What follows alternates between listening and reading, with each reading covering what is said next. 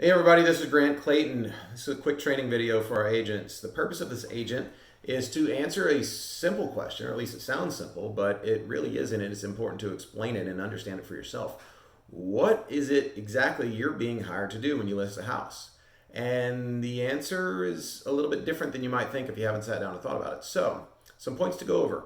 You're being hired to market the house. You're not being hired to sell it yourself, okay?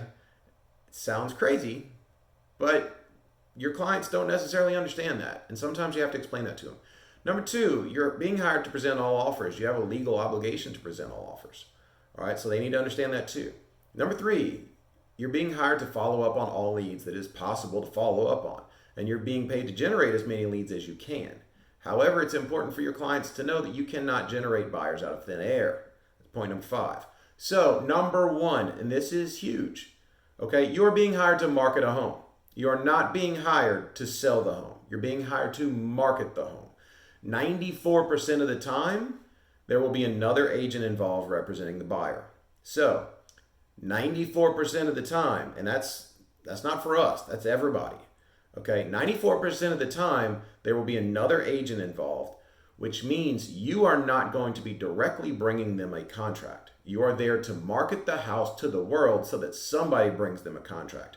One great way to give them the warm and fuzzies about that is you do not want to call me and say, out of your clients, who wants to write me an offer? Because that's not very much supply of clients. The biggest supply of clients is the world. So what they're hiring you to do is shout it from the rooftops and tell the world who will bring us the biggest offer. That's what they want. That's how they get top value for your house. Number two, you're being hired to present all offers. Okay? People can lowball you. People will lowball you. It's important that for your client to understand it is not where an offer starts, but where it winds up. Somebody could start out way low and wind up making a fantastic offer after negotiating in the end.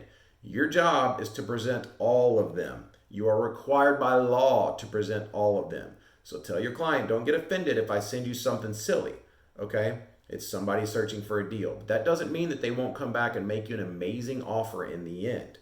Okay. Number three, your job is to follow up on every possible lead that there is. Okay.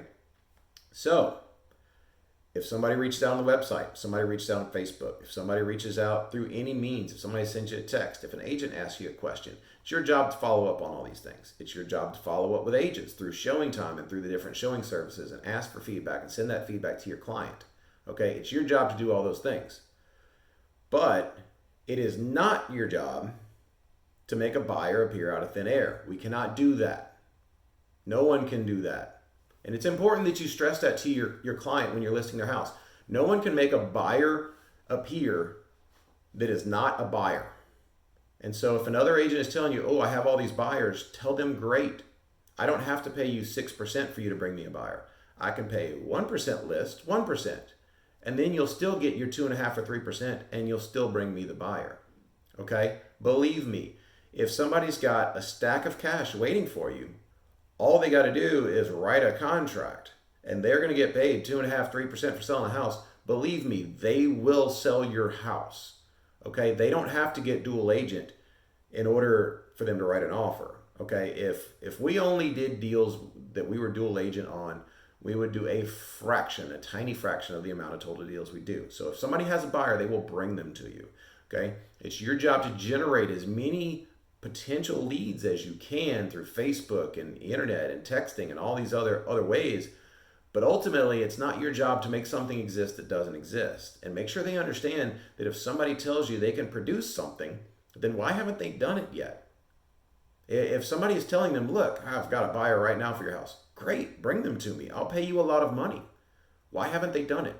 The reason is because they don't. Okay?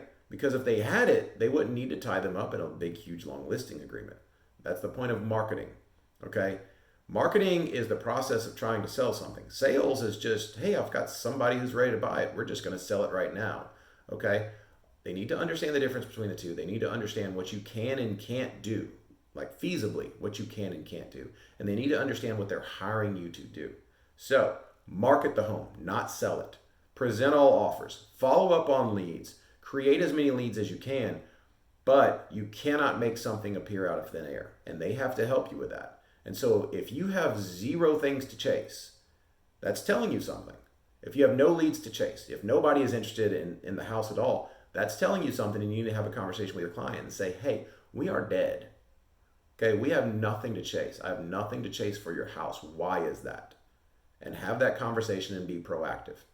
This is Grant, 1% List. Add any comments you have below. If you have any questions, feel free to post them below or send me an email. Have a great day.